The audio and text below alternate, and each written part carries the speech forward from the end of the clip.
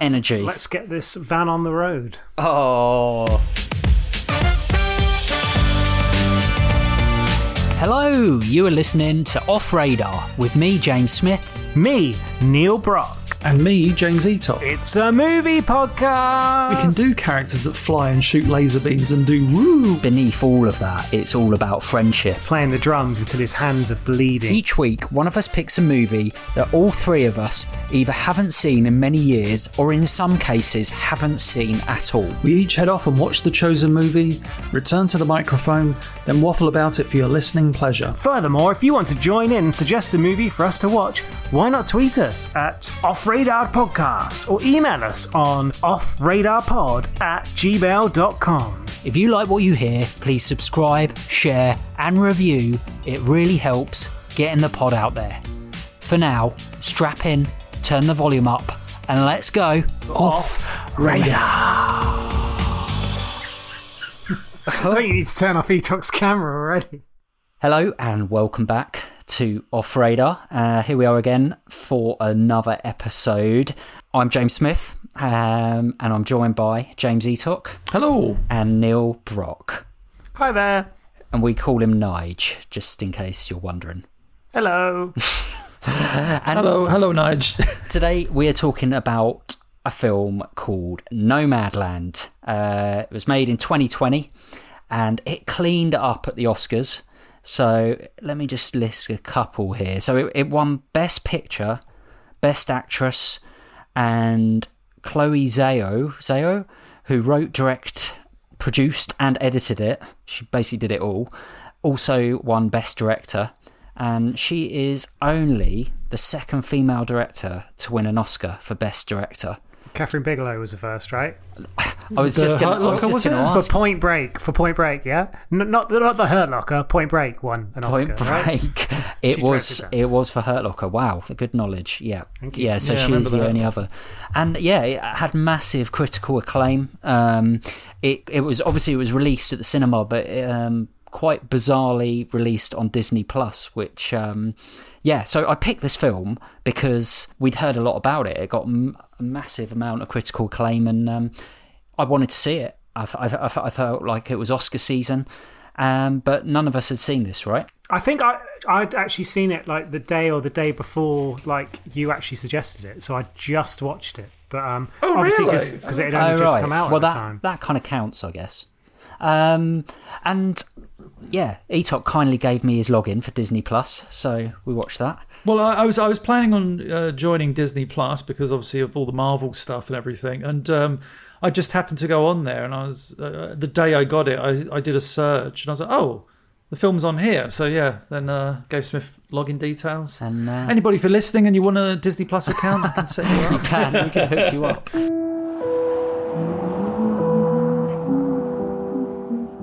You are one of those lucky people that can travel anywhere. Yes, ma'am, I know. And they sometimes call you nomads. So this film, just a little brief rundown of what it's about. It's set in 2011. Frances McDormand plays a woman called Fern. She loses her job after working for years with her husband, who's recently died, and she basically decides to sell pretty much all of her belongings. She purchases a van to live in and travel the country, like looking for work. And obviously, like a lot of people do this. A lot of people live in vans, and like it's quite a big thing, even in the UK. My uncle's done it. When I was the last two times I've been to America, I went to like basically in California. I saw a lot of RV living. Right. Yeah. In certain areas, the streets were full of RVs because, and it's a sad state of affairs, it's sometimes, it is in certain cases cheaper to live in an RV, get supplies, than try and live in a house, rent or own a property. So it's kind of, obviously this film is a reflection on the sad state of affairs, but also the sense of freedom that RV living gives you. Exactly, and that is the kind of point of it, I guess. She's forced into it, but she's also making a conscious decision to do it, to process the grief of her husband dying, but also to kind of find herself, if you want. So she she's looking for work. She takes up a job at an Amazon factory, which, it's an interesting scene. It almost has a very kind of industrial, kind of prison-like feel. You may want to consider early retirement. I need work. I like work. 1, 2, 3, 4, 5, 6, 7. Quite the polar opposite to the life she's wanting to live. And then she kind of meets some nomads on the way and starts to kind of integrate and become part of their community. So it's a story of self-discovery, and I guess as an audience member, you're part of that. You're watching her go through that, but then you're also being challenged to kind of look at your kind of views and on acceptance of other communities, like we've spoke about before, I guess, with Witness. That kind of look at the different kind of ways people live and understand. And so on top of that, it's also a bit of a survival story. She does have nothing. And one of the interesting things when I was reading about the film, which I'd read an interview or something before I watched it, which was a bit of a shame, I guess, was a lot of the actors they used were actual real life nomads. And I think almost everyone, in fact, every single sort of nomad, apart from obviously Frances McDormand and David Strathairn, who kind of plays her love interest, I suppose. Everyone else she meets is an actual nomad, like legit, and a lot of them didn't even know who she was. She's an Oscar-winning actress. She's been in some fantastic films. She's married to one of the Coen brothers. They didn't have a clue who she was. So that's incredible, I think, actually, because some of the film itself, actually, like the sort of scenes that take place with those characters, like they're not acting, they're just kind of being. I was going to say, genuine. I take it they're not scripted. Then they're actually just. I reckon a loose script was in place to some degree of like, oh, can you show Frances McDormand how you do this? Yeah. And Frances McDormand would interact with them in a very real way. So at times it doesn't feel like anyone's acting in this movie. It feels very natural. And that's definitely the feel that the director, writer, editor, producer wants, Chloé Zhao. There's very almost documentary kind of feel about the way it's not just the acting, but the way it's kind of shot and feels, even the look of it. It starts with like very big wide shots. It has quite a lot of real sound, and I guess that, kind of the feeling of loneliness and heartache that she's got. It's a technique that we use a lot in film, and they use it in this a lot. One of the things I love most about this life is that there's no final goodbye. I've met hundreds of people out here, and I don't ever say a final goodbye. Let's just say I'll see you down the road. One thing I've always loved about America, I love my New Yorks, I love my Los Angeles, I love my Vegases and my San Franciscos, but I always loved those roads in the middle of nowhere, just going through deserts. Like when I was in America back in like 2013, my friend and I drove from Los Angeles to Vegas, and it's like about a 4.5 hour drive, I think, 5 hour drive, maybe a bit longer. And you're in the car and you're just driving at times, just like you see scenes in this, just like mountains on either side, sunsets. You're the only car seemingly for miles around, and you're just on this little road in the middle of nowhere, and it's quite a beautiful experience in that sense. So I did love those sparse visuals, as it were, throughout the movie. There was like I also felt there was like a desaturated palette, almost like a David Fincher-esque. Not that film was ever going to try for that, but it was going for that almost like very.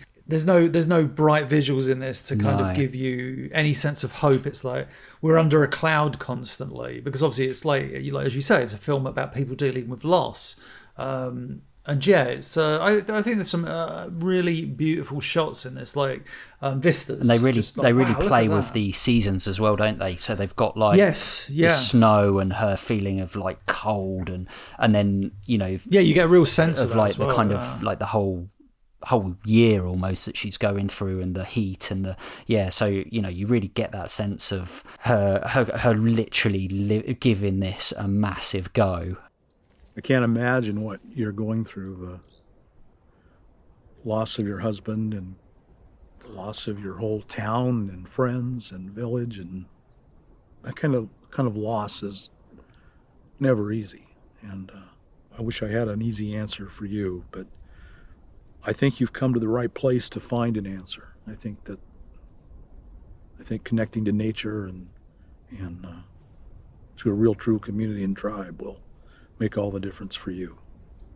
But she's in every scene, isn't she? Every scene of the film she's in, so it is her story that's all very the way true. through. Yeah. Kind of seeing everything more or less from her perspective in terms of what's happening around her. It's not like someone goes away and you see what they get up to. It's just her, which is obviously extremely challenging for any sort of actor to be able to do. So yeah, it's and you kind of touched upon it earlier in terms of like there's a lot of this kind of feeling that normal society feels sorry for nomads, and they're always like, oh well, you could stay with us, or you can do this and do that, and they just don't seem to understand. No, this is what they're choosing to do. They don't choose to be like 2.4 children and do this and do that.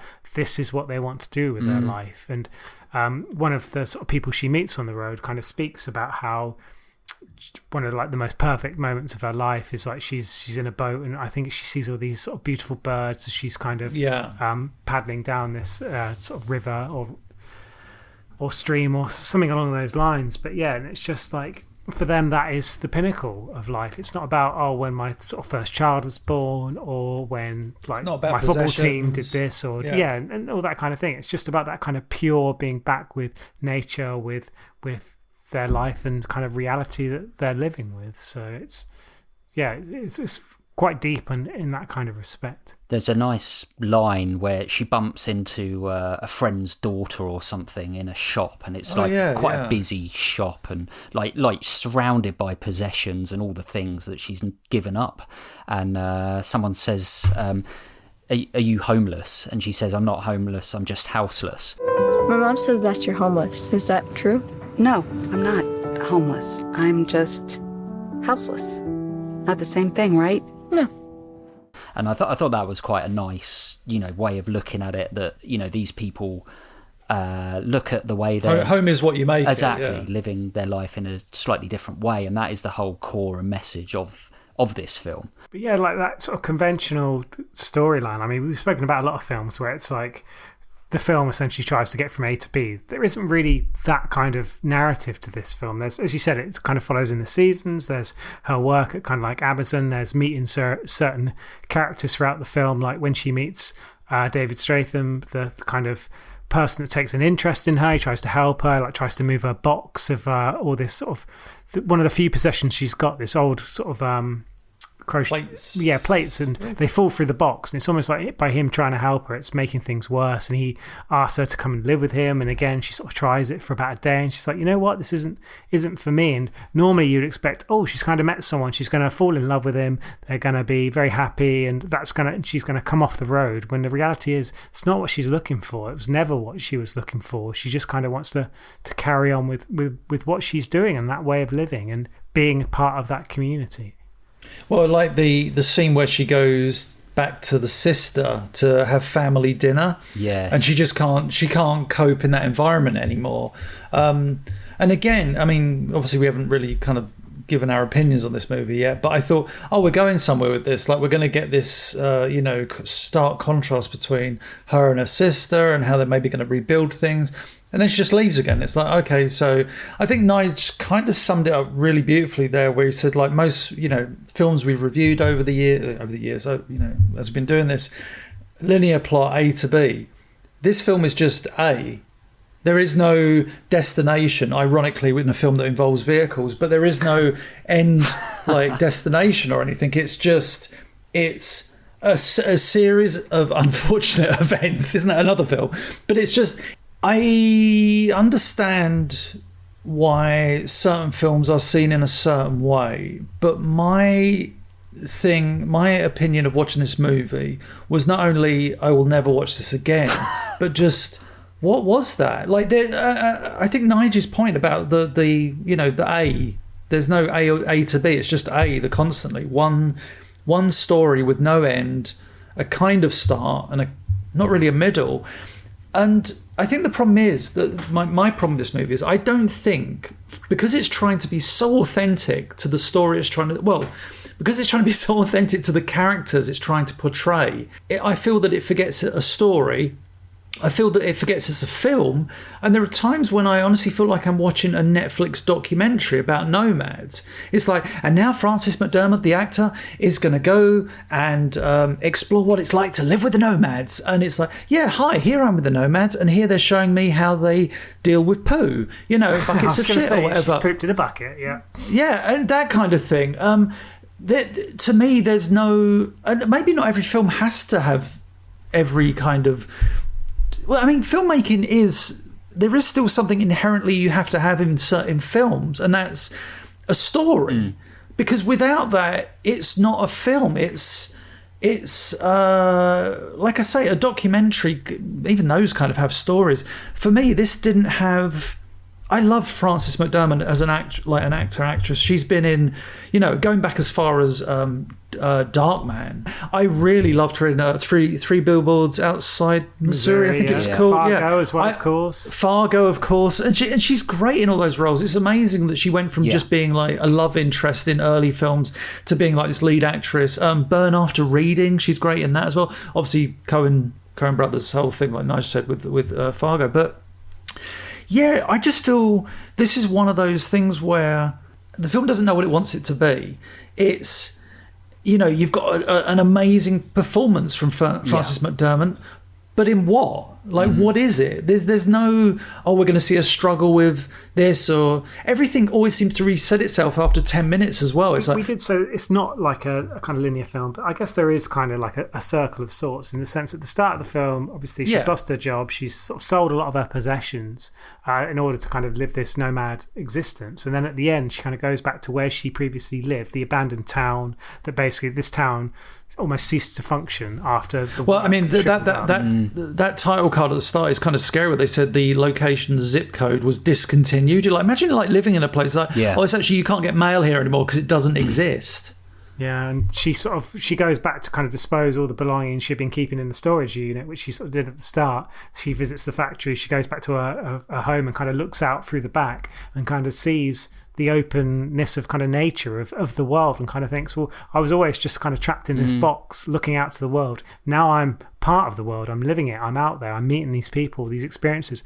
And from like a general film excitement, it doesn't really hit the heights, because it's not like crazy stuff happens. Like you say, the biggest things like going to a family dinner or taking a poo in a bucket, which I just keep coming back to, which you actually did for real in the film as well, and they kept it in the film, which is wonderful. Or like the tire blows on the van. It's like, these are kind of normal things. There's no like, I don't know, Incredible Hulk jumping down, or no, I get that. I understand this movie. This like big sort of problem that needs to be resolved. It's just a film about living, and just living in a way that isn't necessarily conventional, or that a lot of people ever give any consideration to doing themselves. And it kind of shines a spotlight on that. And the film was actually based on a non-fiction book about sort of nomads and everything like that. So yeah, it's kind of interesting bringing that to the screen. I think Fern's part of an American tradition. Oh, he's gonna come right through the glass. My dad used to say, what's remembered lives. I maybe spent too much of my life just remembering.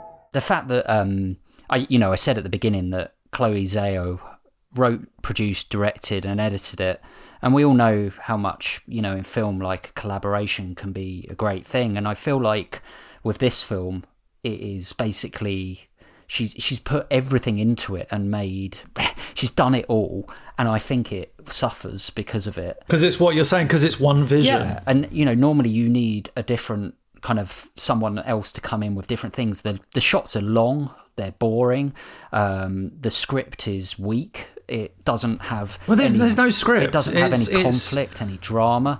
It reminds me of films like Boyhood or Sound of Metal. It's like they start with something quite half decent, but you need some kind of conflict, and you need some kind of like journey. We don't just want a beginning, middle. And for me personally, I felt I totally agree with you, Itok. I wanted her to make me cry. I wanted her to flip out. I wanted her to make me care, but she doesn't. She, even though she's brilliant in it, it's like because she's not allowed to, because the story isn't deep enough, because we don't know who her husband was, we don't know what she's really going through. All we know is she's living in a van. And I feel that they really missed a trick with that, because I feel like there is potential with this film, but I think that I wanted to watch Into the Wild, which is, I don't know if you guys have seen that. Yeah, I have, yeah. Which is kind of similar in some ways. I wanted that, but I was left with I don't know, something much weaker. And I watched the trailer before doing this podcast. Right, it's more boring than the film. Well, there's a film that's quite similar to this called Wild with I think Reese Witherspoon was in it. And it's kind of like her project, and I think that's kind of like this film with stuff happening. I think this film it kind of meanders to an extent, but it's a character study, and it's not necessarily a character that you can study by the events. It's more just like her general actions, how she interacts with people, how she speaks to people, like her life circumstances. I'd say the bit that was most jarring for me was the fact she works in, obviously, Amazon. It's like the third time I've mentioned this, and there's no, like, obviously it's quite popular, I guess, these days to kind of say, their working practices are awful, it's like a prison, like Amazon's.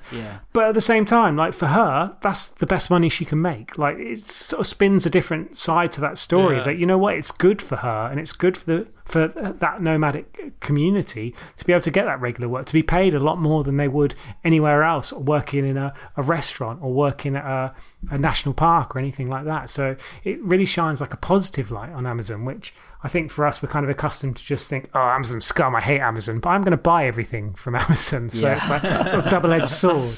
But yeah, I mean, obviously, I think it's quite clear that you two didn't really... You found it almost pointless in some ways, the sort of story that was being told. You can, I think you can do this story, but I agree with Smith in the sense of if it's going to be purely character based, which this film obviously is, then I want her character to have a few more extremes than just like, okay, so I did a poo in a bucket, and now I'm doing this, and now I'm driving here, and Dave, or whatever his name is, I don't want to be a part of you. Oh, here's my sister. No, there was one line in the movie where her sister described her and said something like, everybody used to think you were really eccentric, but I just thought you were brave, or something. And I was like, that's a really good line. Can we explore that more? Because that sounds like it's. I tell you what it is. Maybe Smith will agree with this. I'd like to see the film that preceded this, where maybe it includes some of this, like where she has a life, she loses her husband, she decides to become a nomad, maybe there's some sort of resolution, peace with herself. It's like we've jumped into her life, a very kind of post, obviously she's dealing with loss, but it's happened, and now we're just, so she lost her husband, that's really sad, but her emotions do reflect that. It's like, just, I'm going to be quiet and sad, I'm going to do this and be sad, I'm going to go here and be sad, I'm going to drive, I'm going to poo in a bucket and be sad. How can you be sad when you're pooing in a bucket? I think I mean, that's the thing, we can barely describe many scenes in this film. The fact that that we can't describe much says how little kind of substance to it there is. I honestly feel like it needs something more, and there's plenty of aliens.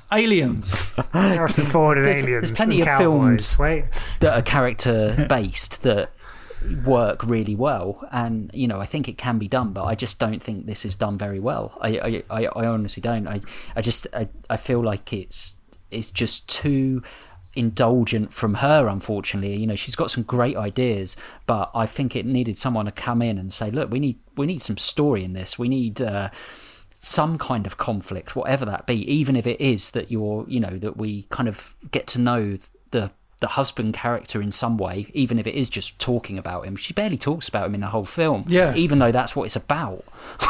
Well, I don't think it is, though. I think it's more about her. It's about that existence on like the outskirts of society, doing something that's sort of so seen as unconventional. And I think realistically, I know it was a poor year in terms of the films being released the award ceremonies, all that kind of stuff. But there was a reason kind of that this resonated with some people, that they thought it was such a worthy film. And I think that's largely down to her performance, her acting in it. She lived the role. She lived in the van. A lot of stuff in the van was her own stuff. Yeah, absolutely. She decorated with her own sort of personal items and slept in it. Eventually she stopped doing so because she got so exhausted. She was a bit like, it's easier to act exhausted than actually be exhausted and try to act. So she kind of, that line, but it was something that she felt incredibly passionate about, as did the director. And I kind of disagree when you said it's like one person, it's kind of all there, isn't it? It kind of needs someone else's input to kind of change it. I think by making it so sort of intently on her views and her interpretation of it, I think it's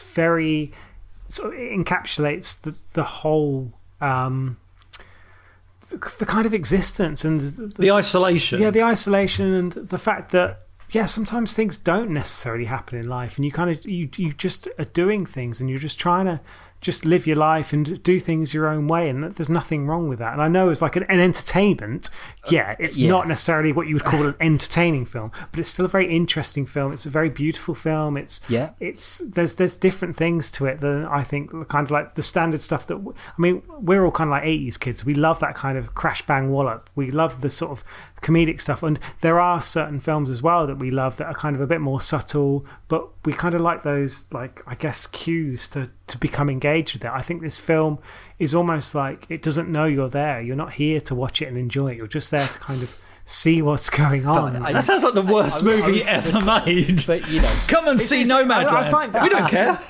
You're not here to like it. I was dreading this podcast in respect to this specific film because it's a very difficult film to talk about. A lot of it's about feelings, about how it kind of resonates with you, about how you. But I totally appreciate where you're both coming from, and I would say to the sort of people, if you're a big fan of kind of like biggish films, if you think a film is going to be an event, then this film really isn't for you. And that's not trying to say that you two went in with that. No. I get what you're saying. Yeah, frame of reference or expecting it to be like that. But for me, I got a lot from this film. I really enjoyed it. I think the time period that we watched it in, again, I keep banging on about this, but the fact we're kind of in the middle of a pandemic where a lot of people kind of are in a position where their life has changed like dramatically from what it was before, and that's kind of what's happened to her character, and she's taken this extreme reaction because that's her way of living with it. That's her way of kind of, she just wants to do things her own way. And I love the fact that there's this community out there that is doing the same thing. We're not all in a position to just chuck everything and hit the road. Oh, you think that's what I've done, George? I chucked everything to hit the road? Is that what I did? All right. I'm sorry.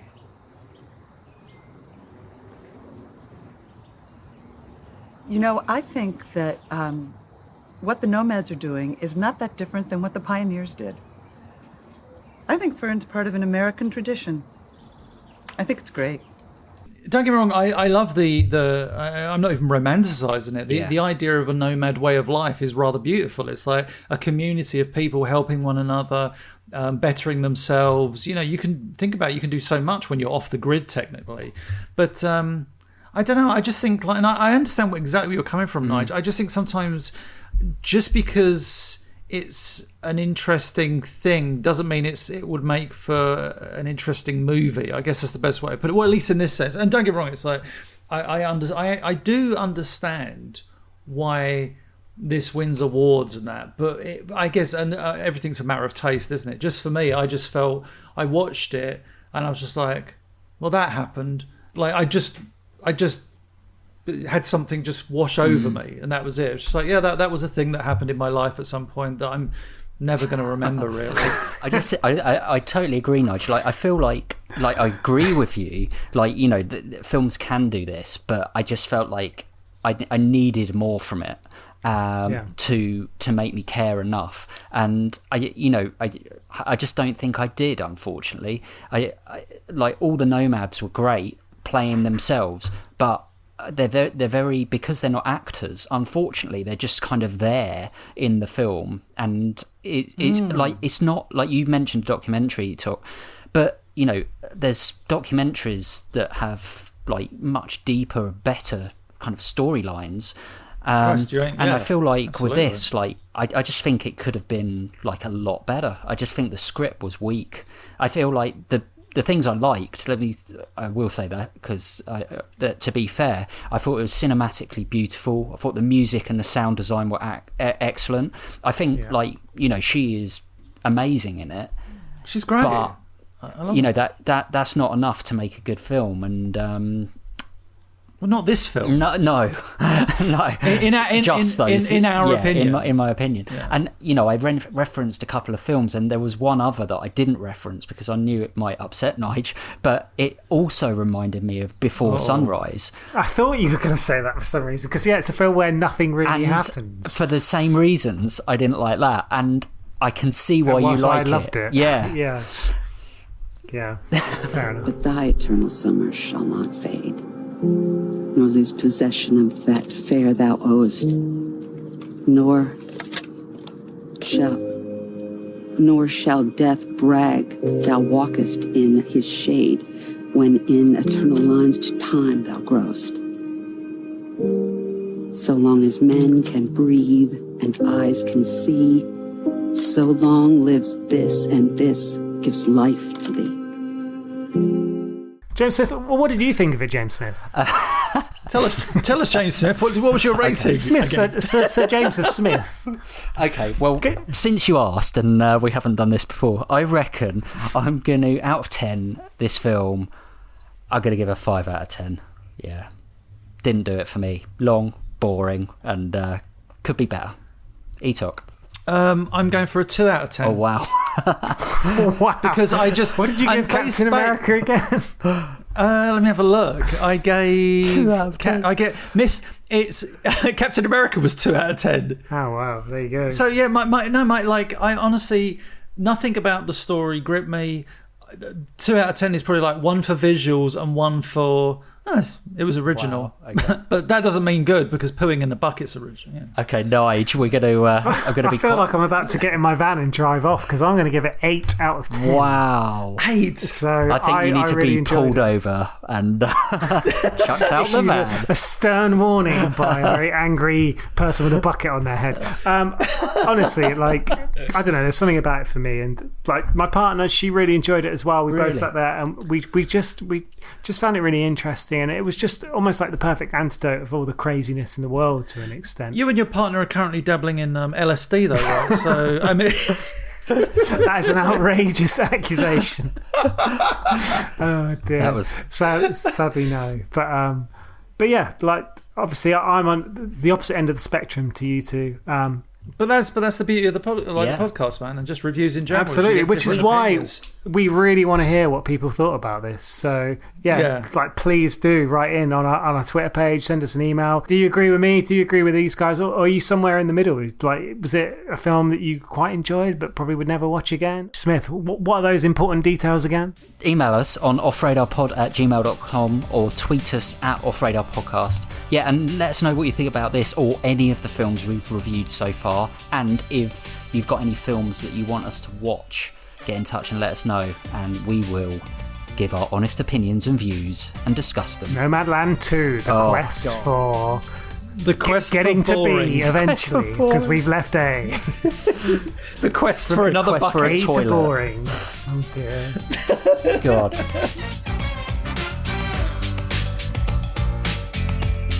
Next week, we are discussing The Rum Diary with Johnny Depp. So go away, watch that, let us know what you think of it, and we'll speak to you next time on Off Radar.